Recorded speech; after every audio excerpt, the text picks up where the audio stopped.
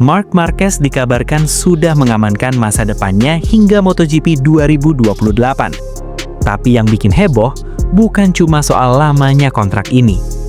Di balik kesepakatan tersebut, ada satu keputusan strategis Ducati yang diam-diam mengubah peta persaingan MotoGP beberapa tahun ke depan. Dan keputusan ini baru terlihat kalau kita lihat timingnya. Padahal, musim 2026 saja belum dimulai, tapi negosiasi antara Marc Marquez dan Ducati disebut sudah hampir rampung. Bahkan, pengumuman resminya diperkirakan akan dilakukan sebelum seri pembuka MotoGP di Thailand pada 1 Maret. Dan inilah yang menarik. Kontrak ini bukan sekadar memperpanjang kerjasama, tapi menunjukkan bagaimana Ducati melihat masa depan mereka sendiri. Jika kontrak ini benar-benar berjalan hingga 2028, maka Marc Marquez akan membela Ducati sampai usia 35 tahun. Artinya, Ducati tidak hanya mengandalkan Marquez sebagai pembalap utama, tapi menjadikannya pusat dari proyek jangka panjang tim.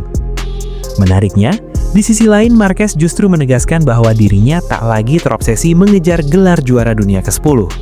Bagi Marquez sekarang, hal terpenting adalah bisa kembali kompetitif dan merasa bahagia di atas motor. Dan justru di titik inilah ceritanya jadi lebih dalam. Karena ketika seorang pembalap tidak lagi dibebani target pribadi, fokusnya seringkali berubah menjadi sesuatu yang lebih berbahaya bagi lawan-lawannya. Dengan kondisi fisik yang terus membaik dan dukungan penuh dari Ducati, musim 2026 bisa menjadi awal dari fase paling menentukan dalam karir Marc Marquez. Bukan soal angka gelar, tapi soal bagaimana ia menutup bab terpenting dalam hidupnya sebagai pembalap. Dan jika semua rencana ini berjalan sesuai arah, MotoGP dalam beberapa tahun ke depan mungkin akan terlihat sangat berbeda dari yang kita bayangkan sekarang.